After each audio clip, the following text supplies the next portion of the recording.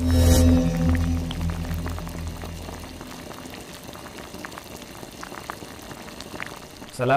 warahmatullahi wabarakatuh. Alhamdulillahirrabbilalamin. Allahumma sholli ala Muhammad wa ala ali Muhammad. Pada video kali kita akan melanjutkan hukum Newton tentang gerak. Kalau pada pertemuan di video-video sebelumnya Anda sudah saya ajak untuk memahami apa itu hukum Newton ke-1, hukum Newton ke-2, hukum Newton ke-3 tentang gerak. Di situ pembahasan setelahnya juga sudah ada macam-macam gaya. Jadi gaya apa saja yang berperan dalam atau yang dibahas dalam hukum Newton 2. Nah, pada video kali ini saya akan mengajak Anda untuk memahami penerapan konsep-konsep itu dalam berbagai macam kasus. Jadi yang pertama, gerakannya itu karena gerakannya gerak lurus, maka nanti ada sekitar 5 kasus. Sedangkan yang untuk gerak melingkar nanti sekitar ada 6 kasus. Nah, mari kita ikuti satu persatu apa saja kasusnya. Kita mulai dari bagian 1 ya. Bagian 1. Bagian 1 ini terkait dengan gerak lurus ya, terkait dengan gerak lurus. Nah, di sini ada 5 ya, kita bahas dari yang nomor pertama. Yang nomor pertama adalah untuk kasus lintasan horizontal ya, lintasan mendatar atau horizontal. Nah, untuk lintasan mendatar ini misalkan kita pakai contoh ya, ini ada mobil balok misalkan, ada 2 seperti ini. Kemudian ini misalnya ada balok ini M1. Nah, misalkan ini M1, ini M2, kemudian ditarik oleh gaya tertentu F. Nah, kita anggap ini lantainya ini kasar. Karena kasar, maka di sini nanti akan ada gaya gesek, begitu kan? Jadi ada F1, kemudian ini ada F2. Ya, biasanya yang ditanyakan untuk kasus seperti ini kasus pertama. Kalau seperti ini, maka ditanyakan biasanya berapakah akselerasinya, percepatannya itu berapa. Yang kedua, berapakah gaya tegangan tali yang ada di sini. Nah, 2 itu. Maka kita terapkan kasus itu. Nah, karena ini kasar, betul ada gaya gesekan, maka kita analisis dengan hukum Newton kedua, sigma M kali A. Ya, sigma M kali A. Sigma di sini adalah gaya yang segaris dengan gerakan. Karena gerakannya ke sana, maka yang ke kanan kurangi ke kiri. Maka sigma F di sini, nah karena yang menang itu adalah F, ya. Maka ini F. Sebenarnya ini ada juga gaya yang ke sana, T plus T. Tetapi ada gaya yang menariknya ke sini, itu negatif T. Nah, ini menghilangkan. Maka untuk keseluruhan biasanya ini tidak dibahas. Kemudian dikurangi gaya gesek 1 dikurangi gaya gesek 2. Nah, masanya tinggal dijumlahkan, berarti M1 plus M2. Nah, nanti di sini sudah ada semuanya, F sudah ada semuanya. Nah, umumnya ini F ini kalau belum diketahui ya, belum diketahui, misalkan kalau ini belum diketahui, maka harus dicari dulu. Jadi ketika Anda disuruh mencari A, maka harus dicari dulu F-nya. Dari sini biasanya F-nya nanti akan dicari, ya. Jadi F itu sama dengan mu kali N. Kalau ini 1, berarti ini N-nya adalah N1. N1 itu adalah gaya yang tegak lurus terhadap bidang, ini gaya normalnya N. Nilainya sama dengan gaya berat dalam posisi seperti ini. Sehingga kalau posisi seperti ini, mu nanti M kali G, karena W itu kan M kali G. Begitu juga dengan F2, nanti seperti itu. Maka setelah semuanya ada, F ada, N ada, nanti ini akan saling menghilangkan. T ada, F ada, F1 ada, F2 ada, M1 ada, M2 ada, ketemulah A. Maka pertanyaan pertama ini akan terjawab. Setelah itu, pertanyaan kedua adalah mencari tegangan tali. Maka kalau mencari tegangan tali ini bisa 2 cara. Anda bisa pakai motong yang sebelah kiri atau Anda motong yang sebelah kanan. Nah, ini tergantung sukanya Anda. Ya, kalau misalkan saya ambil yang sebelah kanan, ya, kita potong sebelah ini, maka ini yang narik adalah gaya tegangan tali.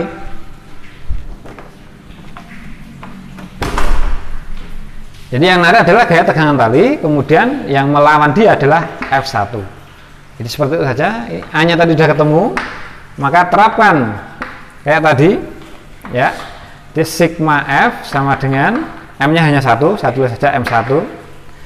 Gaya yang bekerja itu adalah T, yang menang ke kanan. Yang melawan adalah F1.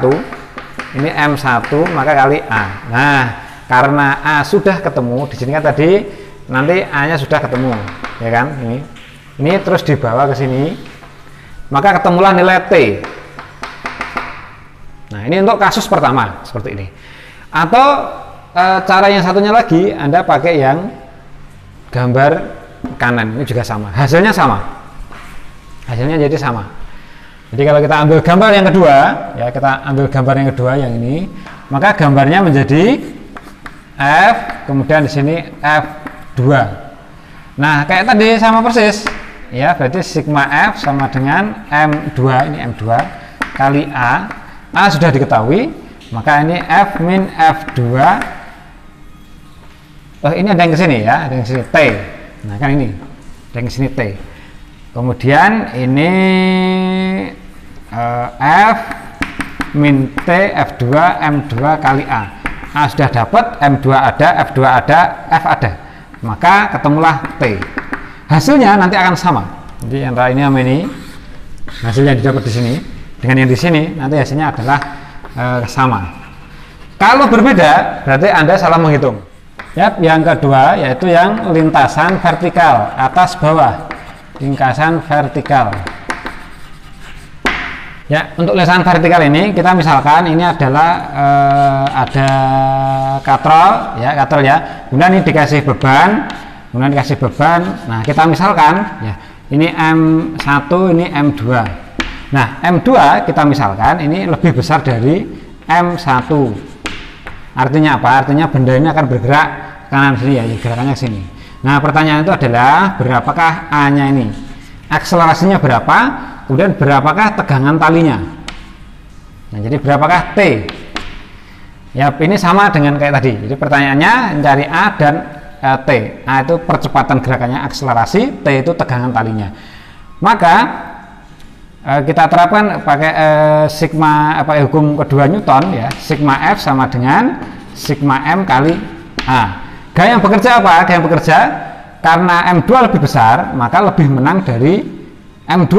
Ya, ini ada gaya yang narik W2 M2 kali G. Akan tapi ini ada yang menghambat dia, yaitu M1. Nah, di sini W1 berarti M1 kali G. Nah, ketika kita terapkan dalam hukum Newton kedua, yang menang kurang yang kalah berarti ya kan, W2 min W1. Kemudian M1 plus M2 ini kali A. Nah, perlu diketahui nanti untuk T ini kalau ditinjau secara keseluruhan, ya, tinjau keseluruhan, maka T-nya saling menghapuskan tadi. Mengapa? Karena ini ada ke kanan, ini ke atas ke bawah, jadi saling menghilangkan. Kalau secara keseluruhan, sehingga di sini ini sudah ada semuanya, ketemulah A. Nah, sama kayak dengan cara tadi. Untuk mencari T itu boleh memotong yang sebelah kiri atau sebelah kanan, hasilnya nanti akan sama. Jadi misalnya kalau kita ambil sebelah kanan, maka gambar itu kita potong, kemudian ini M2 ya kan, dan ini ada gaya tegangan tali. Kita dipotong itu yang kita ambil arah ke sana saja, bukan arah yang ke sini.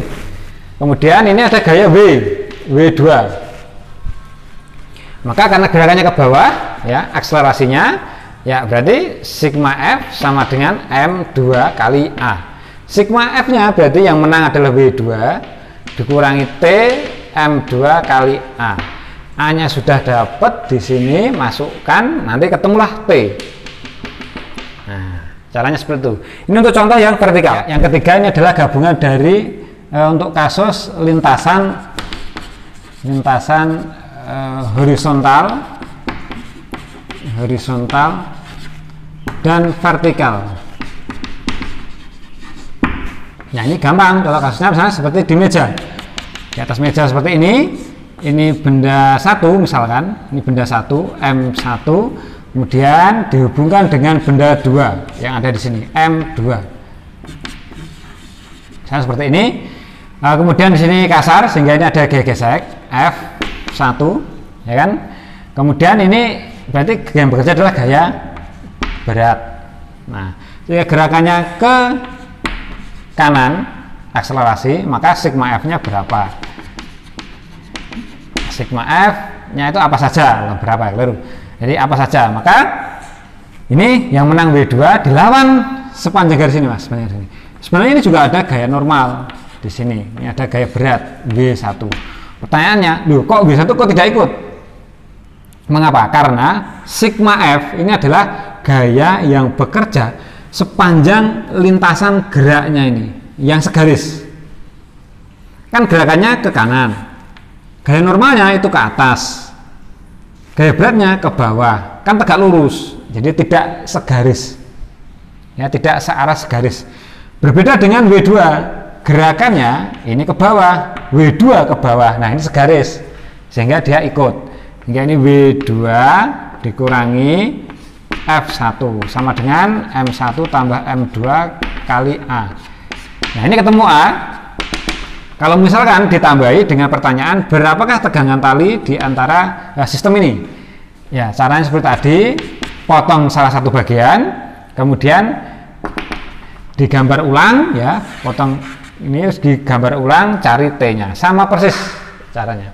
Untuk kasus keempat, ini sebenarnya sama dengan kasus vertikal kan, tapi ini kasus tersendiri. Jadi biar agak kita bedakan, itu untuk kasus lift, ya, kasus pada gerak lift. Jadi ini misalkan ini vertikal ini. Dalam lift misalkan ada orang, kemudian liftnya itu nanti bisa bergerak ke bawah, bisa bergerak ke atas, atau liftnya diam. Nah, dari sini biasanya pertanyaannya itu karena orang itu memiliki berat berarti B kan M kali G. Nah, pertanyaannya itu adalah berapakah gaya dorong, gaya desak terhadap lantai lift ketika liftnya itu bergerak entah ke bawah entah ke atas. Berapakah desakannya? Nah, itu diwakili oleh gaya normal N. Ini pertanyaannya biasanya. Jadi berapakah gaya desak terhadap lantai lift? Kasus seperti ini, maka sama kayak tadi, seperti gerak di lintasan vertikal, ya, pakai sigma F sama dengan M kali A. Gaya yang bekerja tergantung apakah liftnya ke atas atau ke bawah. Sekarang untuk kasus ini kita pecah menjadi 3 berarti. Jadi dengan ini jadi 3. Misalkan jika liftnya diam, jadi jika liftnya diam. Jadi ketika lift diam ini artinya apa? Artinya akselerasinya A-nya itu 0. Dengan kata lain, ya bendanya diam, berarti ini N itu sama dengan W sama dengan M kali G. Ini untuk kasus lift diam. Bagaimana kalau liftnya itu naik ke atas? Ya naik pasti ke atas ya. Liftnya naik dengan akselerasi A. Maka kalau ke atas berarti yang mana kan N. Nah, N berarti dikurangi. Jadi sigma F sama dengan M kali A. Ya, ini berarti yang ke atas N min W. Ini M kali A. Ya, ini sudah, nanti akan ketemu N. N akan ketemu. Yang ketiga, jika kasusnya lift ke bawah. Lift ke bawah. Maka lift ke bawah berarti lebih besar, ya, lebih besar nilai W-nya. Nah, berarti W-nya dikurangi terhadap N. Nah, saya kira ini tidak begitu rumit ya. Jadi nyari N inilah desakan kaki. Jadi N ini biasanya dalam soal-soal itu macam-macam. Bisa berat di timbangan, ya, berat di timbangan. Misalnya kalau ada orang yang nimbang di dalam lift. Kasus yang lainnya itu bisa dalam bentuk desakan kaki. Desakan kaki berapa? Ya, yang kelima yaitu untuk kasus lintasan bidang miring pada bidang miring. Lintasan bidang miring.